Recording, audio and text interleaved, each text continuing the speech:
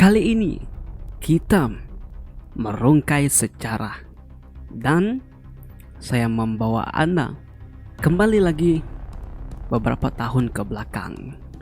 Di Kabupaten Kutai Barat, Kalimantan Timur, kita pernah digemparkan dengan satu berita seseorang warga lelaki dari Mandura yang telah membunuh seorang gadis warga Dayak. Heboh gadis Dayak dibunuh pemuda Madura. Baru-baru ini berita menghebohkan datang dari Kabupaten Kutai Barat, Kalimantan Timur. Seorang wanita muda bernama Madeline Sumual yang berumur 20 tewas mengenaskan akibat dibunuh oleh seorang lelaki dari Madura yang berumur 21 tahun. Mirisnya lagi, pembunuhan itu didasari nafsu bejat pelaku. Madeline ditikam oleh si pembunuh karena menolak diajak berhubung intim. Berdasarkan informasi yang beredar, Madeline kala itu sedang hamil. Madeline Sumual adalah wanita yang berasal dari Kutai Barat, Kalimantan Timur. Dirinya merupakan korban pembunuhan keji dari warga Madura karena menolak untuk berhubungan intim. Berita tersebut pun sampai menjadi heboh dan viral sekali. Kasus dari Madeline Sumual sendiri menyita perhatian dari beberapa warga suku Dayak. Mulai banyak kemunculan berita-berita hoaks yang membuat orang-orang Kalimantan ingin berperang. Namun, situasi pun harus dijaga. Perbuatan keji dari sang pelaku terhadap Madeline Sumual ternyata memicu kemarahan dari warga suku Dayak.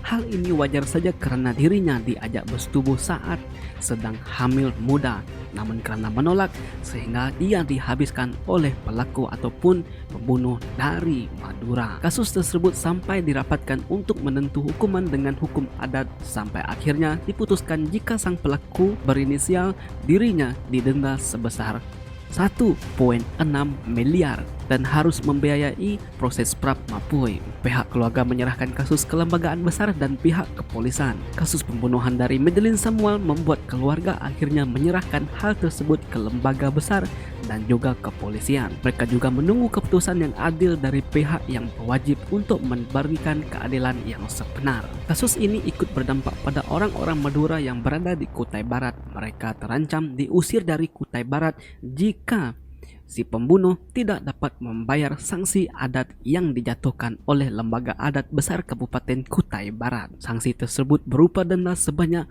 4,120 antang atau guci yang nilainya setara 1,6 miliar dengan rincian satu guci bernilai 400.000.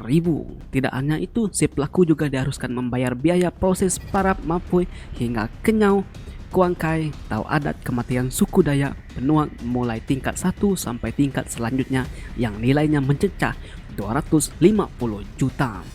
Sehingga secara keseluruhan total denda adat yang harus dibayar oleh si pelaku adalah 1,8 miliar. Keputusan ini berdasarkan hasil sidang adat di Lamin atau Rumah Adat Dayak Penuak, Taman Budaya Sendawar pada Kamis. Kami memberi waktu 6 bulan terhitung sejak dari hari ini untuk menyelesaikannya, kata Manar Dimansyah Gamas, Kepala Lembaga Adat Besar Kutai Barat. Jika dalam kurung waktu 6 bulan si pelaku tidak bisa membayar sanksi adat tersebut, maka seluruh warga asal Madura yang ada di Kutai Barat diminta angkat kaki. Menyadari panasnya situasi yang membuntui kasus pembunuhan ini, Kapolres Kutai Barat EKPB Irwan Yuli Prasetyo juga mengatakan si pelaku membunuh Madeline karena kecewa keinginannya untuk menyetubuhi gadis itu tidak dituruti. Mulanya Madeline hendak meminjam uang 2 juta pada si pelaku pada tanggal 17 Januari 2021. Namun ada keinginan dari pihak pelaku untuk menyetubuhi korban. Pada saat itu korban menolak sehingga pelaku merasa kecewa dan sakit hati. Seiring berjalannya waktu, tepatnya pada tanggal 1 Februari 2021, si pelaku kemudian menawarkan pinjaman 600.000 kepada Madeline, alih-alih 2 juta. Karena sangat membutuhkan uang, Madeline pun tergiur dengan tawaran itu. Saat akan mengambil uang pinjaman 600.000 itu, Madeline dijemput oleh si pelaku di salah satu sekolah di kawasan Busur, Kelurahan Barong. Madeline lantas dibawa ke kontrakan si pelaku. Sesampainya di rumah si pelaku, ternyata uang 600.000 itu tidak ada. Si pelaku sengaja mengabuli Madeline karena niatnya sebenarnya adalah menyetubuhi gadis berkulit kuning lansat itu. Namun Madeline kembali menolak ajakan si pelaku dan ia membuat si pelaku marah. Karena ditolak, pelaku mengambil pisau. Pelaku sudah berencana melakukan penganiayaan maupun membunuh terhadap korban. Itu jadi pemicu pada saat pelaku mengambil pisau, pelaku melakukan pengancaman. Di situ terjadinya pegelutan antara Madeline dan si pelaku. Madeline sempat merebut pisau yang dipegang oleh si pelaku dan menusuk kaki si pelaku untuk membuatnya jatuh. Namun hal itu membuat si pelaku semakin kalap.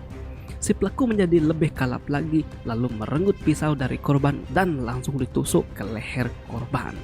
Ancaman untuk si pelaku adalah ancaman hukuman maksimal dengan hukuman mati atau seumur hidup.